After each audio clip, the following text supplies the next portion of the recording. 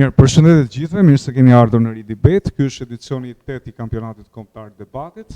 Është një nga kampionatet më jetëgjatë për sa i përket mendimit kritik edhe të debatuarit në mënyrë sa më konstruktive.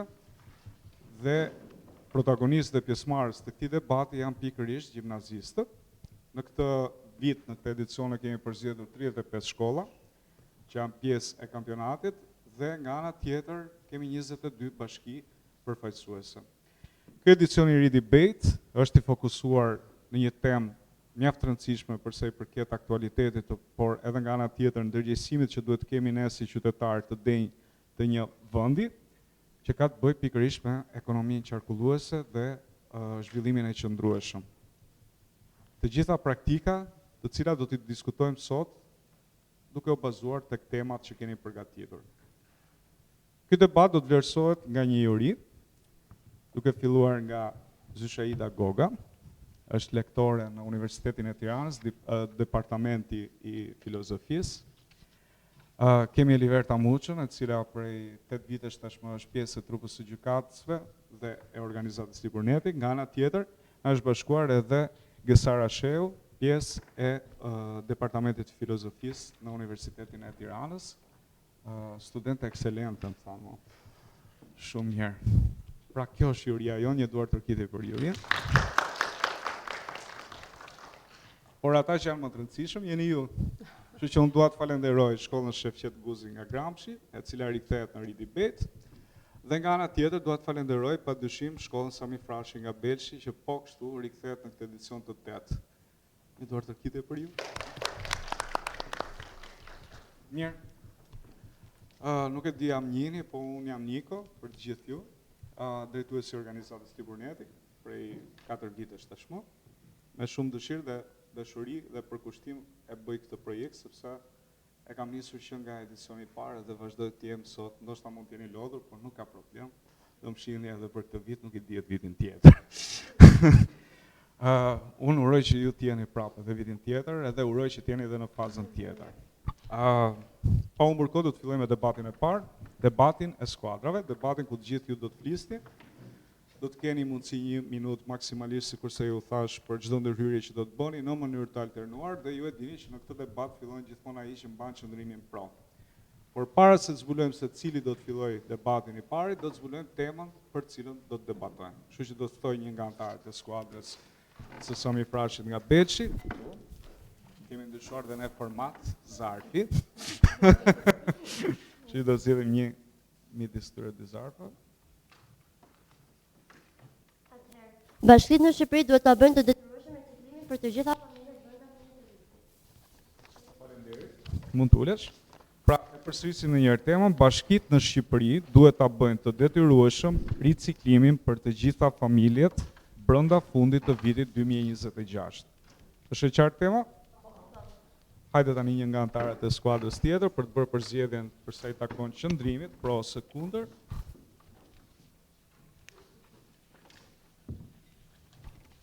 E zbulojmë e tregojmë nga kamera, lutem. Pro. Okej. Dhe grupi tjetër do të mbajë qëndrimin kundër. E hapim edhe tjetër që të jemi sa më transparent. Ja të kemi. Okej. Shumë mirë. Keni 7 minuta kohë përgatitore nga kjo moment.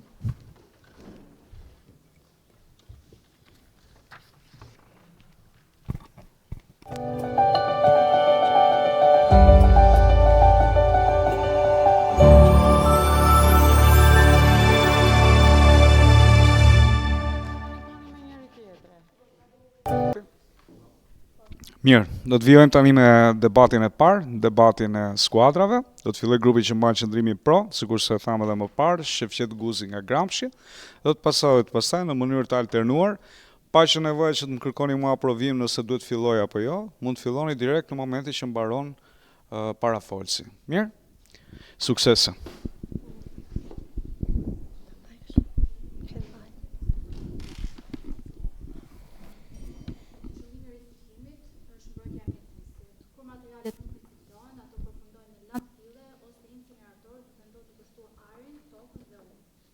Kur ne riciklojmë materiale të tilla siç janë metali, qeshi, plastika, transmetojnë në natyrë dhe ndotin mjedisje. Si për shembull, nëse neve riciklojmë metalet, ne nuk reduktojmë vetëm nevojën për nxjerrjen e mineraleve nga toka, por gjithashtu minimizojmë dhe dëmet mjedisore të shkaktuara nga minierat. Gjithashtu, kur neve prodhojmë letër nga letra e ricikluar, ne kursejmë pyjet, pra prerjen e pyjeve dhe reduktojmë sasinë e ndotjes dhe erozionit. Një studim i kryer nga EPA-ja tregon se nëse neve riciklojmë 1 ton letrash, ne reduktojmë ndotjen e ajrit me 74%, kursejmë 17 pemë dhe kursejmë 2700 litra ujë. Pashtu edhe një studim tjetër i kryer, po, riciklimi është shumë rëndësishëm, por siç thatet ju, ndarja nuk është specifike për metale, letra dhe çdo gjë tjetër plastik. Sipas Instatit, në Shqipëri vetëm 15 nga 61 bashkish të Shqipërisë kanë infrastrukturën e duhur për të bërë këtë ndarje e për të bërë klasifikimin e mbetjeve dhe të çdo lloji. Një ligj i tillë nuk e siguron nëse riciklimi do jetë efikas apo jo. Thjesht na siguron që je i detyruar të riciklosh, por nuk e dim nëse do e arrim këtë gjë. Si mundemi ne të detyrojmë dikë ose të pranojmë këtë ligj kur neve nuk e kemi infrastrukturën e duhur? Si mundet neve të ndajmë metalin, plastikën, xhamin apo çfarëdo lloj gjëje nëse neve nuk i kemi vendet posaçme? Pra, a mundet neve që t'i vëmë qytetarët ta mos binen këtij ligji apo t'i themi që bëje sepse ky është ligji dhe ti do e bësh, nuk ka asgjë tjetër. Por neve Atëherë, dim që riciklimi i rrobave është një tjetër faktor shumë i rëndësishëm për mbrojtjen e mjedisit. Sepse kur rrobat nuk riciklohen, shumicat përfundojnë në landfill ose digjen, dhe kjo gjë shkakton gaze të dëmshëm për mjedisin, ndot tokën edhe ujin.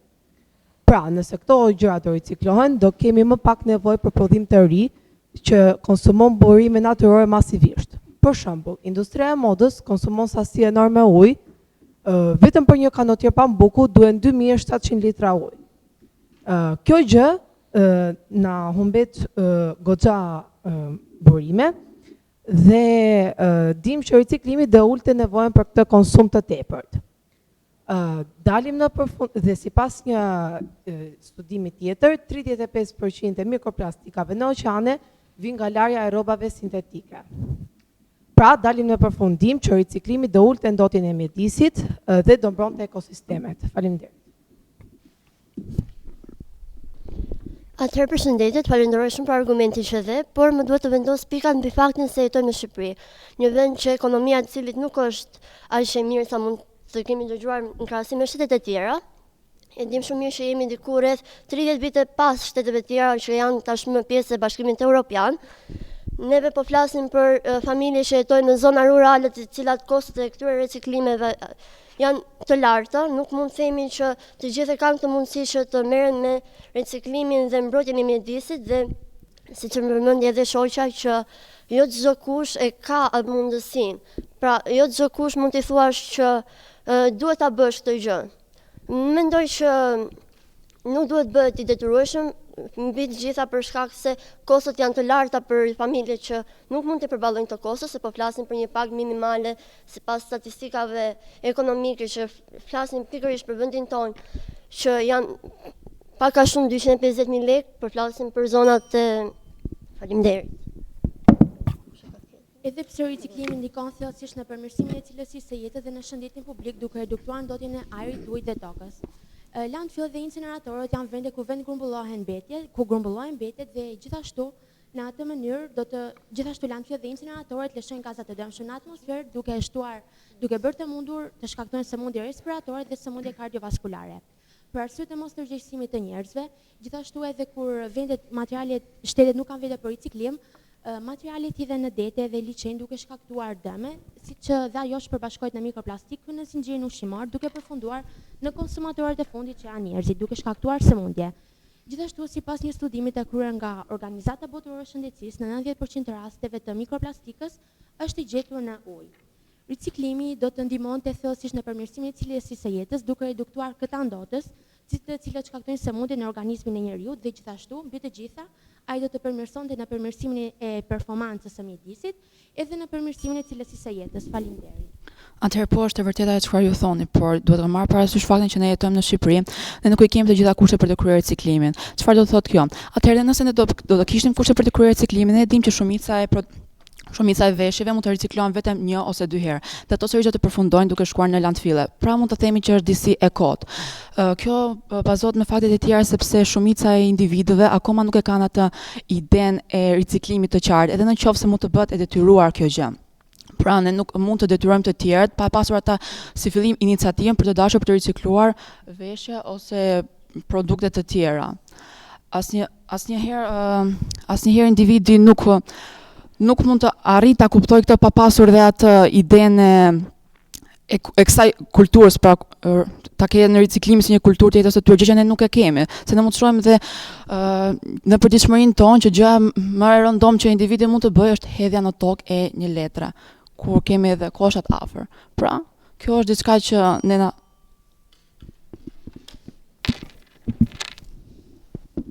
Ju thoni se riciklimi është pothuajse i pamundur në Shqipëri, por edhe landfillet, që janë vende ku depozitohen mbetje, në Shqipëri ka një kapacitet kufizuar dhe shpesh herë ndodhin mjedisin. Qofse materialet që shkojnë në landfille do të riciklohen, ato nuk do të përfundojnë dhe për rrjedhoj do të kemi edhe kursim të hapësirës, por edhe minimizim të ndodhjes së mjedisit. Mbetjet që përfundojnë në landfille zë një vend shumë të madh dhe çirojnë në mjedis gaze të dëmshme siç është metani, që është 5 herë më i fuqishëm se dioksidi i karbonit në ngrohjen globale. Qofse mbetjet do të riciklohen, do të shkojnë më pak mbetje në landfille dhe për rrjedhoj do të ulet dhe kërkesa për hapjen e landfilleve të reja. Sipas një raporti nga Bashkimi Evropian, një qytet mesatar mund ta reduktojë me 50% mbetjet depozituara në landfille nëse ai riciklohen. Dhe gjithashtu, një statistikë nga SBA tregon se 32% të mbetjeve komunale zvoglohen çdo vit fal riciklimit, duke kursyer kështu miliona hektar tokë nga përdorimi si landfille. Faleminderit. Atëherë unë jam deri diku dakord me këtë që the ti, por ne nuk kemi një kohë të mjaftueshme për t'i kryer të gjitha këto, duke qenë se kemi një kohë të shkurtër dhe duke u bazuar tek tema që thot për detyrimin e riciklimit, thot që në fund të 2026-s duhet të jetë e përfunduar. Faleminderit.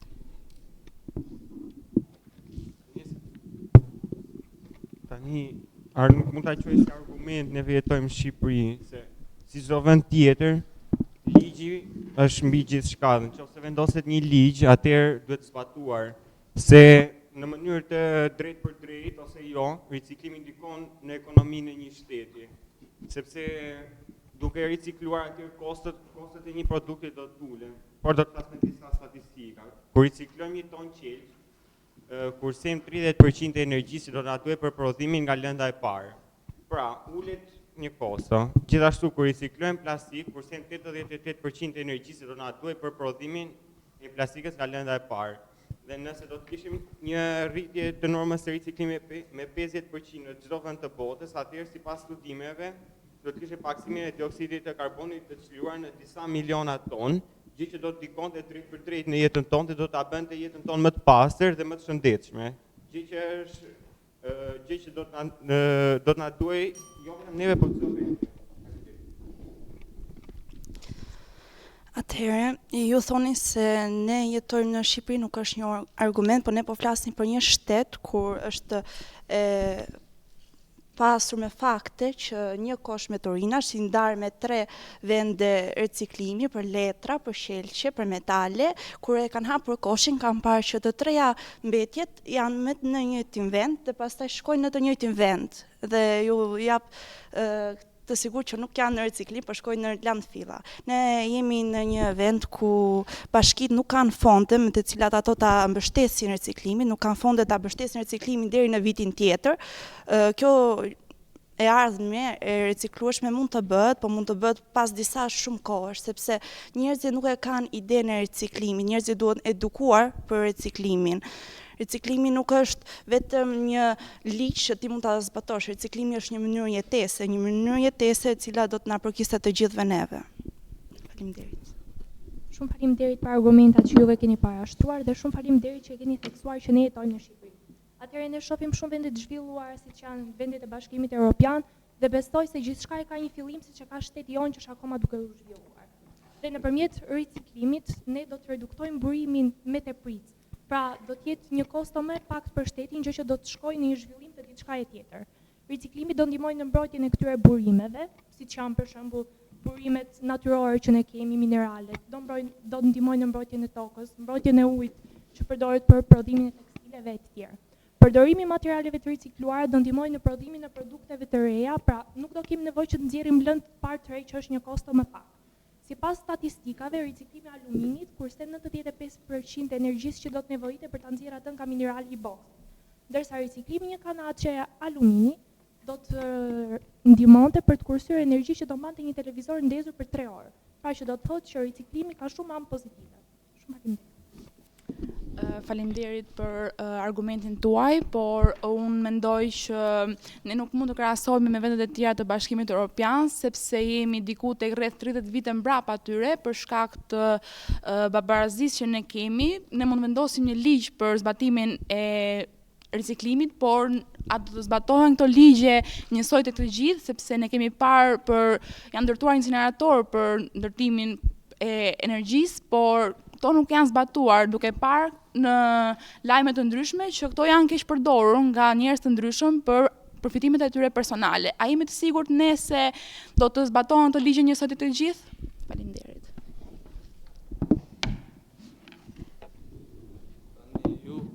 Se Shqipëria nuk është një vend ideal për riciklimin.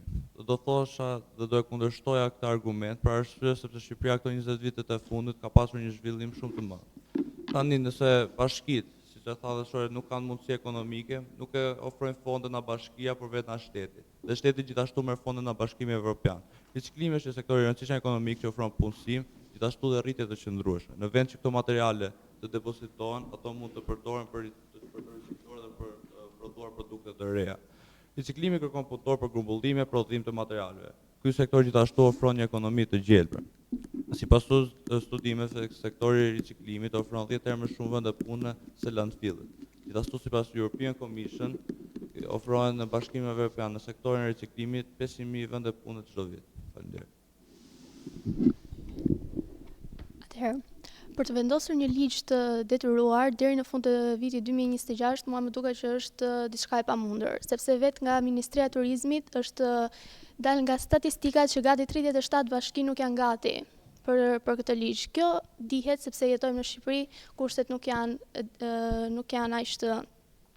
aq të mira, kemi pabarazi. Nëse do të vendoset ky ligj, do të kemi një pabarazi të madhe, sepse ndikojnë këtu kushtet ekonomike, vendet, kemi vende rurale, kemi njerëz që nuk janë të edukuar me këtë kulturë qytetare dhe nuk janë shumë të njohur me vetë termin e riciklimit.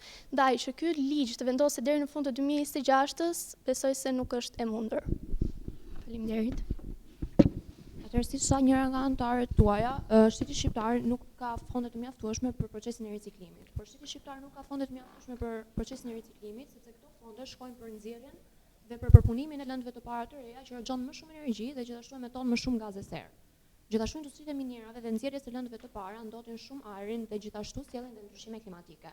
Por riciklimi redukton nevojën për nxjerrjen dhe për përpunimin e këtyre materialeve.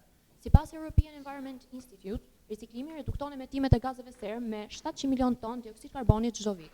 Gjithashtu, sipas World Resources Institute, riciklimi i letrës redukton emetimet e karbonit me 40%. Me këto statistika dhe shumë të tjera që u përmendën, mund të them me vendosmëri se riciklimi vërtet kontribon në një ekonomi shumë herë më të gjelbër dhe në një zhvillim më të qëndrueshëm. Faleminderit. Atëherë, për t'ju rikthyer edhe një herë temës, riciklimi a duhet të jetë i detyrueshëm për bashkitë brenda 2026-s. Ju gjithë folët për riciklimin. Por çështja është, a duhet të vendoset ligji brenda 2026-s? 2026 është shumë pak muaj larg. Kështu që është e pamundur për gjitha bashkitë e Shqipërisë që të vendosin këtë ligj. Dhe është e pamundur që gjithë qytetarët e Shqipërisë ta zbatojnë njëkohësisht.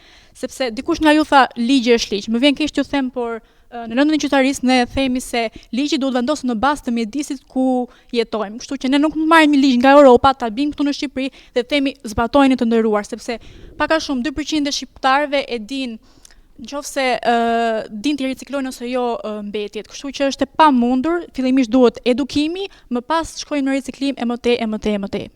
Faleminderit.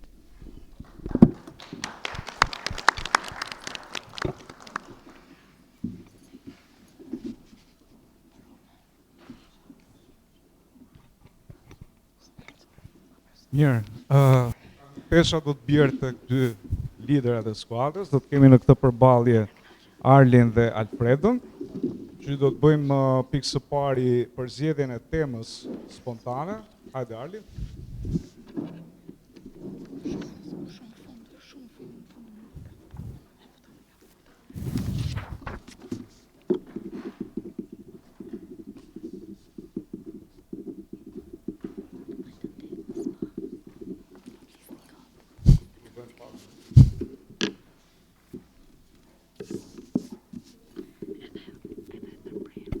Emigrimi është zgjedhja më e mençur për të rinj shqiptar.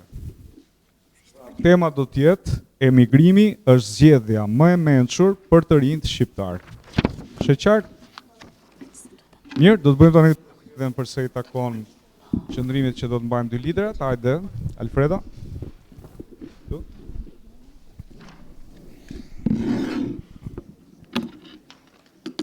Kundër. Përsëri kundër. Faleminderit. Keni 7 minuta kohë, po patjetër. Edhe gjatë momentit kur lideri debaton, pa përshurm dhe pa tërhequr vëmendje, ju mund ta ndihmoni duke i kaluar shtime apo statistika studime. Okej?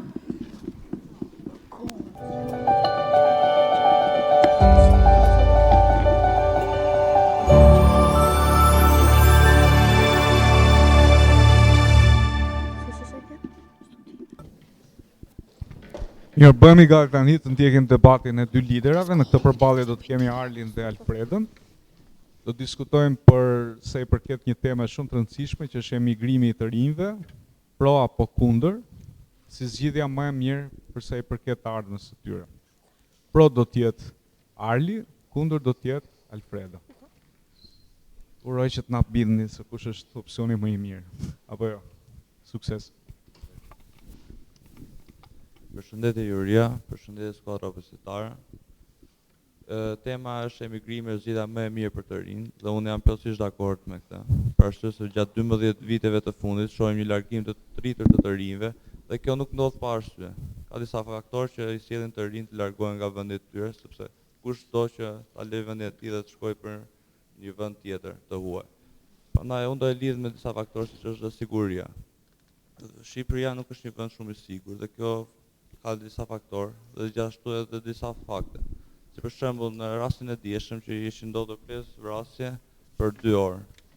Sulm mafios. Tani do lidhem gjithashtu edhe me arsimin. Arsimi në Shqipëri është një nga vendet më të ulta të arsimit. Gjithashtu kjo është bërë në provimin e Pizës. Kemi dalë të parafundit në tërë Europën.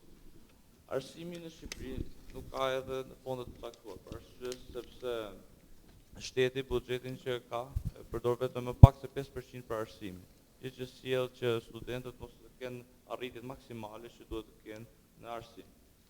Gjithashtu edhe në pas të ekonomisë, ekonomia në Shqipëri nuk është aq e zhvilluar sa vendet e Europës. Kjo ndodh për arsye sepse ekonomia në Shqipëri nuk është zhvilluar në disa sektorë, që është bujqësi, blegtori. Kjo ndodh për arsye sepse në fshatra nuk ka infrastrukturë, që e bën që fshatarët emigrojnë për në qytet. Kjo emigrim në qytet sjell që ata mos bëjnë punën që kanë qenë përpara, si bujqësi dhe blegtori. Tani nëse do të themi një qytet që vijnë tër zona rurale, atëherë do të themi që ata duhen të paguajnë edhe shtëpitë që kanë në qytet. Shtëpitë kanë pasur një rritje të madhe të çmimeve, që i bën ata të pamundur për të bërë këtë. Nëse do themi për studimet e larta, që janë kryesisht të zhvilluara në Greqi. Të falenderoj shumë për argumentat që dhat, megjithatë unë dua të them se mungesa e të rinjve në Shqipëri sipas statit është rritur me -2% çdo vit dhe kjo ndodh për shkak të arsyes që edhe ju dhat, për shkak të studimeve që shumë studentë kërkojnë të bëjnë edhe jashtë. Kjo mbase kjo mbase ndodh se mbase vendi jon mund të mos i ketë supozuar të gjitha kushtet, megjithatë unë do të them se vendi jon i ka plotësisht të gjitha këto kushte. Dim që studentët ekselent përfitojnë një bursë për të cilën mund të paguajnë edhe shtëpitë e tyre me qira. Ne flasim për gjithë studentët pa përjashtim dhe nga ata që vijnë nga zonat rurale, për edhe ata që janë në vendet e tyre. Do të them edhe faktin se po flasim për shtetet e huaja, marrim shembull Amerikën, nëse Shqipëria nuk është një vend i sigurt, çfarë mund të themi neve për shtetet që janë më të fuqishme, për faktin se atje ka terroristë, domethënë që janë më të rrezikuar, po themi nxënësit atje, studentët atje. Çfarë mund të themi neve për fenomenin school shooting? Në Shqipëri nuk kemi dëgjuar të ketë raste të tilla deri tani, dhe do të vendos, domethënë, gjitha pikat mbi faktin se Shqipëria është domosdoshmë një vend shumë i mirë për të kryer edhe studimet këtu. Kjo për faktin se edhe shkolla këtu nuk ka një kosto aq të lartë sa që kanë edhe shtetet e tjera. Nëse jashtë flasim për shifra që arrin mira euro këtu, tarifa më e ulët, i kemi parë si çan se jemi gjithë maturant këtu dhe jemi interesuar pak a shumë për këtë.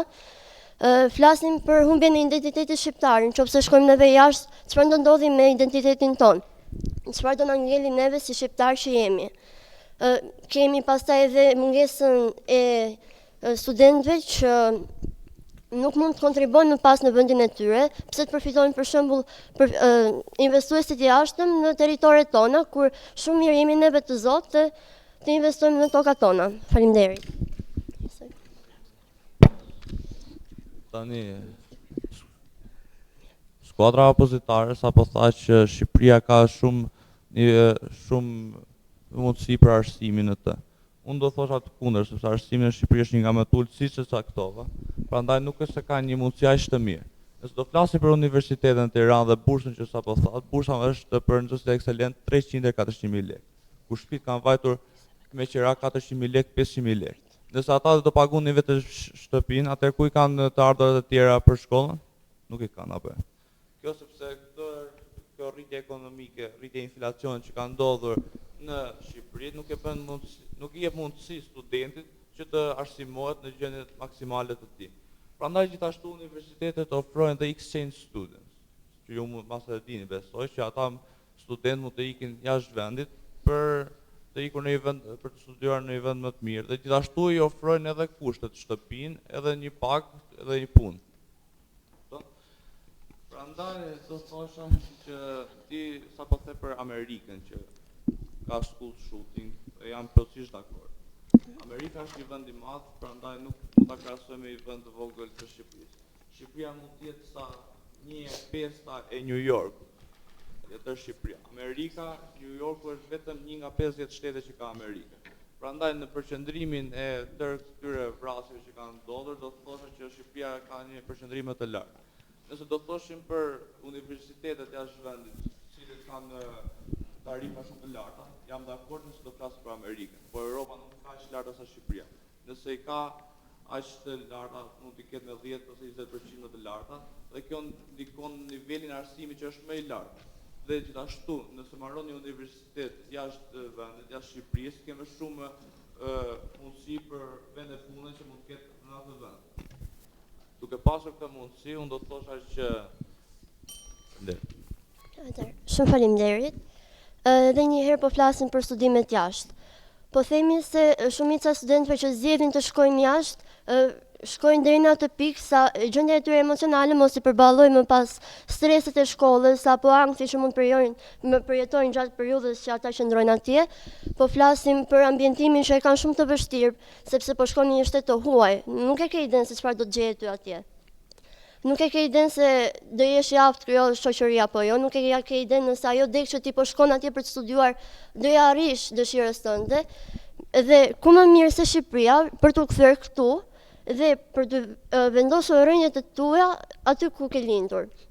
Dua të them se vitet e fundit po vim në Shqipëri dhe kjo çfarë na tregon ne? Kjo na tregon që të gjithë ata që kanë shkuar jashtë kanë hasur probleme dhe janë kthyer përsëri aty ku i re zemra për vendin e tyre. Dhe për sa i përket edhe shtëpive me qiraçe, sapo përmendet shtëpitë, po flasim për Tiranën për shembull, që shumica e studentëve zgjedhin Tiranën për të vazhduar studimet këtu. Ka shumë nxënës, po themi student që financohen nga familja e tyre. Dhe shumë prej tyre, nëse nuk i kanë mundësitë, fillojnë edhe punojnë part-time. Kjo i bën ata të kenë një gjendje më të mirë financiare për veten e tyre, por edhe për të përmbushur nevojat e tyre. Dhe dua të vazhdoj përsëri me faktin se të gjitha toka shqiptare, çfarë do të bëhen me tonë nëse neve nuk kemi njerëz këtu. Duhet të shfrytëzohen në mënyrë që edhe Shqipëria të zhvillohet një lloj me vendet e tjera. Kjo është edhe pikërisht nevoja e njerëzve që kërkon dhe vendi ynë. Dhe e thash edhe një herë, dua të përsëris edhe një herë sepse është po aq e rëndësishme sa të gjitha faktet e tjera që neve nëse shkojmë jashtë humbasim komplet identitetin ton. Turizmi sapo vjen apo zhvillohet. Dhe duke parë që turizmi faleminderit. Besoj këtë që thatë që kush do i ketë tokat e Shqipërisë nëse të rikë. Ama Shqipëria nuk është një vend për të ndenjur. Pse do të thotë kjo? Sepse siç e thatë ju, një student duhet që të punoj part-time që të plotësoj kushtet dhe të ndihmohet edhe nga familja e tij. Po ne po flasim për studentët të cilët kanë mundësi ekonomike këtu, sepse nëse familja e tyre nuk ka, atëherë ata nuk studiojnë. Apo jo? Por ata mund të jenë shumë të aftë dhe nuk mund të kenë mundësi. Prandaj vendet jashtë ofrojnë akoma kushte më të mira. Nëse do të thosh që punojnë part-time gjithashtu edhe në vendet jashtë punojnë part-time, por ka paga më të mëdha se këtu që punon. Këtu mund të punosh 4 orë, mund të marrësh një pagë shumë të ulët. Kur themi që paga minimale në Shqipëri është 400.000 lekë. Dhe kjo nuk është e vërtetë gjithashtu, sepse ka vende që mund të punojnë me 200 dhe 300. Tani nëse do të themi për arsimin, siç e thash, arsimi jashtë nuk krahasohet me arsimin në Shqipëri, prandaj unë nuk e di nëse studentët këtu mund të kenë aq kualifikim sa mund të kenë ata jashtë. Dhe sa për shtatin, njeriu është një qenie që përshtatet me territorin se ku është. Prandaj nëse një student, po në një vend jashtë, Gjermani, Francë, Belgjikë, edhe këto vende të tjera, atëherë ai do përshtatet, mund të përshtatet për disa muaj atje dhe të krijojë shoqëri. Ndryshe është këtu në Shqipëri. Këtu mendojmë ne se dim gjuhën dhe mund të krijojmë shoqëri, por nuk është aq e lehtë. Është personi i cili krijon shoqërinë dhe jo gjuha. Nëse një person arrin të krijojë shoqëri, nuk e ka të vështirë as në problemi i gjuhës, barriera që krijon ajo, por mund ta krijojë atë. Nëse kemi nivelin e stresit që krijohet, ju sapo thash që mund të krijosh nivel stresi për arsye sepse po shkon në një vend tjetër, edhe është ai që nuk e qenë asnjë aty. Por gjithashtu edhe në Shqipëri krijohet niveli i stresit për arsye sepse ti nuk ke mundësi ekonomike dhe mungesa e parash krijon stres që e bën dosisht që mos ketë arritje maksimale në studime. Që e bën që ekonomia të mbarojë. Shumë faleminderit edhe një herë për argumentet tuaja. Dua të vazhdoj duke thënë edhe një herë se jo gjithmonë këto po themi paga që fliten jashtë janë aq fush me lule, po them.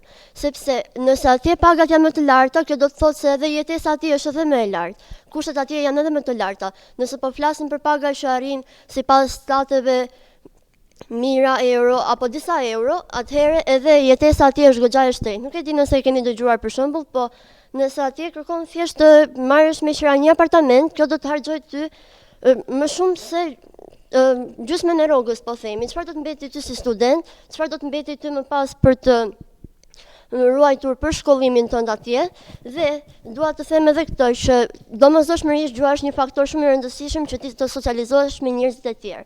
Dhe pse ndodh kjo? E para fare është sepse ti nëse ke një shqetësim ke edhe familjarët e tu, mund t'i marrësh në telefon, por nëse je për shembull në anën tjetër të botës, si mund të komunikosh ti me ata, nuk është e njëjta, po themi. Nuk mund të komunikosh për ata me gjithçka, sepse edhe largësia për shembull bën të veten, do ftohesh me familjarët e tu, disa probleme do duhet t'i kalosh edhe vetëm, gjë që nuk është ideale. Kjo domosdoshmërisht e rrit edhe nivelin e stresit. Edhe kemi parë që nuk jo të gjithë, për shembull, nuk e kanë këtë nivel stresi, po themi, që janë këtu në Shqipëri, dhe kjo ndodh për faktin se Tirana, për shembull, është një vend që i ka pothuajse të gjitha kushtet dhe kjo i lejon ata që të shprehin edhe veten. E njohin pak më mirë sepse është një zonë e vogël dhe mund ta kontrollojnë territorin më mirë, janë më pranë habitatit të tyre. Por nëse ti shkon jashtë atje, po flasim që do merresh me njerëz nga kultura nga më të ndryshmet. Mund të dalin mira probleme rrugës. Dhe vitet e fundit faleminderit. Faleminderit dhe ju. Për sa i përket familjarëve që janë larg, nëse keni informacionin e dur, ekziston interneti dhe video callet. Prandaj nuk është se është largësia e familjarëve ajo që shkakton këto strese që thoni ju. Nëse do themi për gjysmën e pagës që shkon për shtëpi, gjysma e pagës është një përqindje shumë e mirë, për arsye sepse nëse në Shqipëri do duhet mbi pagën që ke, jo gjysmë, mbi pagën që ke, nëse vendin jashtë kërkon gjysmë pagës është një arritje shumë e madhe. Nëse ju thoni që ka vështirësi atje, nëse do flasim për emigrantët e të rinjve që shkojnë murator, elektricist, hidraulik atje, pa një shkollë profesionale të dur, apo pa një shkollë të lartë, atëherë po, ka shumë vështirësi dhe stresi që krijon kjo. Por dhe ata madje kanë kushtet e jetesës më të mirë se çdo e kishin në Shqipëri. Nëse do flasim për nxënës, studentë që kanë bërë shkollën atje, shkollë të lartë, dhe kanë dalë me një profesion shumë të mirë, atëherë do të kenë pagë shumë herë më të lartë se ata që shkojnë atje pa një profesion. Dhe gjithashtu dhe nga ata që kanë bërë shkollën në Shqipëri. Prandaj nuk mund të themi se krijohen stres nga këto apo nga familjarë që janë larg, sepse njeriu fundja kur kalon moshën 18 vjeç duhet mësohet edhe pa afërsinë e familjarëve të tyre. Dhe kjo që do ftohesh me familjarët, unë nuk po them që nëse shkon jashtë vendit dhe ti nuk vjen asnjëherë në Shqipëri, sepse nuk bëhet ashtu, do ta vish takosh familjarët e tu, kuptohet ajo, por nëse do të kalosh një jetesë të mirëqenë dhe vetëm, duhet të shkosh jashtë për arsye sepse ka kushte më të mira të jetesës.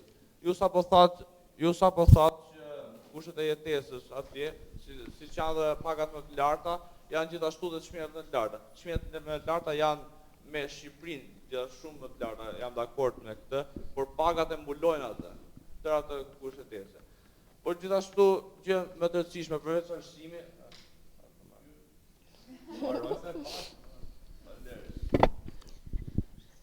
Atëherë, Atëherë, po flasim për Shqipërinë. Ti vazhdimisht po përmend se Shqipëria nuk ka kushte kaq të mira sa për të ardhur dhe për të jetuar këtu. Nëse është kjo ajo që thoni juve, atëherë pse gjithë huajt po vinë edhe po kthehen në Shqipëri? Pse ndodh kjo? Unë dua të di disa arsye, por dua të jap dhe argumentet e mia. Së pari, dua të them se të gjithë ata që po kthehen këtu e dinë shumë mirë se Shqipëria është një vend që ka potencial për të zhvilluar. Turizmi sapo e shohim po vjen edhe po zhvillohet edhe më tepër. Të gjitha zonat e qytetit tashmë kanë lulëzuar, po themi janë në pikun e tyre dhe unë shpresoj që Shqipëria do jetë ende edhe më lart se ç'është tani dhe kjo është një fakt. Dhe diçka tjetër së shpejti do jemi edhe pjesë e BE-s dhe do të kemi të njëjtat më pas standarde me gjitha vendet jashtë. Kjo do të na bëj pasaj që edhe borxhet që për shembull studentët kanë, t'i mbulojnë edhe më mirë. Dim që borxhet e studentëve të Harvardit janë shumë të larta dhe kjo vjen pikërisht si pasojë e kostos së lartë të tarifave studentore atje. Dhe neve po flasim për njerëz që kanë dëshirë dhe potencial për të qëndruar këtu në Shqipëri. Kemi nxjerrur student ekselent nga Shqipëria që kanë zgjedhur të shkojnë jashtë sepse nuk e kanë gjetur veten këtu, por kjo zot thotë që ata një ditë nuk do vinë dhe do të investojnë tek vendi jonë. Padyshim unë nuk kam diçka kundër tyre nëse vinë aty, kjo është gjë më e mirë për të gjithë neve besoj. Dhe shqiptarët edhe pse arrin nivele të larta etiketohen si kriminal. Neve kemi dëgjuar shumë raste që dikush mund të shkojë jashtë për studime dhe kur vinë këtu ata fillojnë edhe kanë këtë pjesën e racizmit nga vendasit tonë. Po flasim për një vend si jashtë shtetit për shembull që studentët atje përballen me bullizëm apo racizëm. Faleminderit.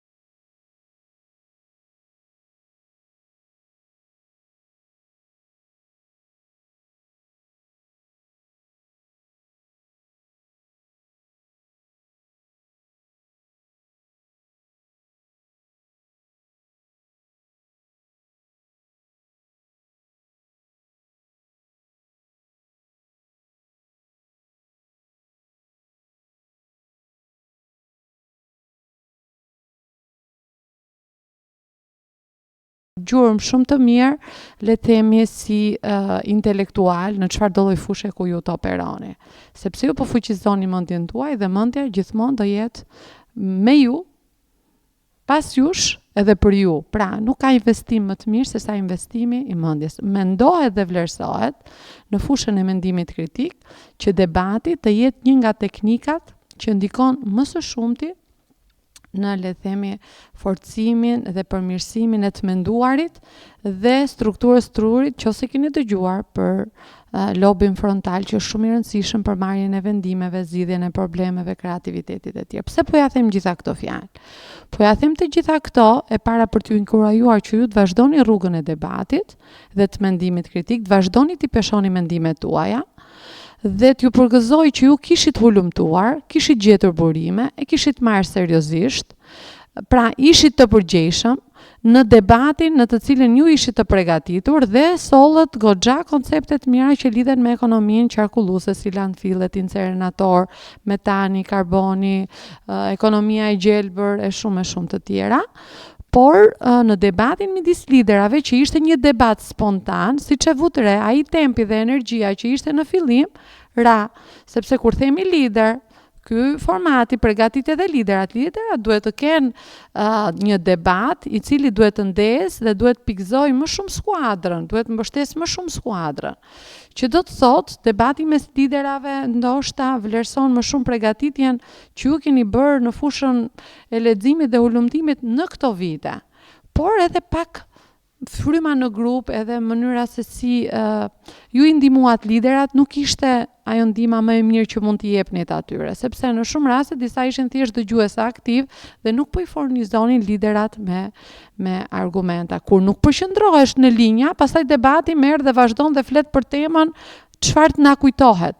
Por debati nuk është për të treguar sa dim dhe çfarë na kujtohet ne. Debati është për të mos i lënë hapësirë tjetrit për atë që thot, duke nxjerrë përpara një fakt, një dëshmi apo një evidencë. Kështu që në debatin e parë do vlerësoja të gjithë ata që bën një arreje të plot, duke na dhënë dëshmi, statistika, fakte të dhëna, sepse arsyetimi duhet bazuar në të tilla dhe ju e keni kuptuar dhe keni ndjer se kush e arriti dhe kush nuk e arriti, por ju të gjithë jeni fitues në mendimin kritik, se këtu fillon rruga, pastaj ngjitja mund të vazhdoj shkallë. Por këto kritika, unë tani do ja them që ju të vini më të mirë në fazën tjetër. Që do thot vazhdoni të bëni arrejet, vazhdoni të punoni më shumë në grup dhe me njëri tjetrin kur përgatiteni, kështu që dua të falenderoj shumë mësueset që i kemi ndoshta dhe këtu, po i kemi zyshat që ju kanë përgatitur dhe ju kanë mentoruar, sepse shumë e rëndësishme që të jesh pa stres dhe me inteligjencë emocionale, të menaxhosh emocionet në një debat i duhet të jesh i përgatitur. Kur je i pa përgatitur, të mbulojnë emocionet dhe shtrembërohet mendimi, nuk ja dilni dot të debatoni. Kështu që hulumtoni gjithmonë në burime të sigurta, merrni të dhëna të sigurta. Për sa i përket vëmendjes, vetbesimit, qetësisë, lirshmërisë në të folur, vetëpërmbajtjes emocionale, unë i pash mjaft mirë, nuk ishit si për herë të parë. Pra, gjithë merakun e kam që të përgatiteni një çik më shumë, të dyja skuadra dhe në nivel liderash, ju antarët e grupit t'i furnizoni më mirë liderat herën tjetër me argumenta. Shumë suksese dhe ne ju mirëpresim, ju duam dhe ju falenderojmë që ju kemi këtu në program. Atëherë përshëndetje, ishte kënaqësi t'ju dëgjoja, ju përgëzoj të dyja skuadrave për forcën e argumentit, logjikës, çdo pikpyetje që ngritët, ndonse një pikpyetje që ju e zhvilluat nuk i dha dot një përgjigje. Mendoj që duhet të ishit pak më shumë hulumtues, është këshill më shumë për liderat. Unë do preferoja më shumë që të kishit pak më shumë vetëpërmbajtje, më shumë kontroll, të respektonit pak njëri tjetrit më shumë, se në fund të fundit kjo është kultura e debatit dhe ne këtë po përpiqemi që t'ja transmetojmë ju. Merreni si këshill, jo si kritik, as për t'ju demoralizuar. Në përgjithësi, debati ishte goxha konstruktiv, ishit shumë mirë. Ju uroj suksese në fazat e mëtejshme.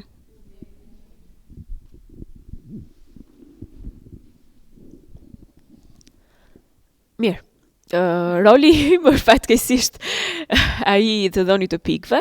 Do doja thjesht t'ju përgëzoja dhe do doja që t'ju inkurajoja që të bëni të akoma më mirë në fazat e ardhshme.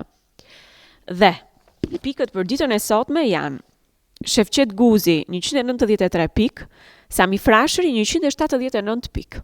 Suksese.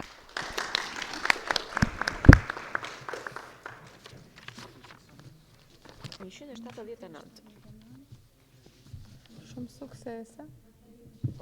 Sot nuk ka të fitues, pavarësisht pikëve, sepse janë skuadra dhe varet se si rankohet. Kështu që komentet janë më të rëndësishme dhe ju e ndihni vetë çfarë keni të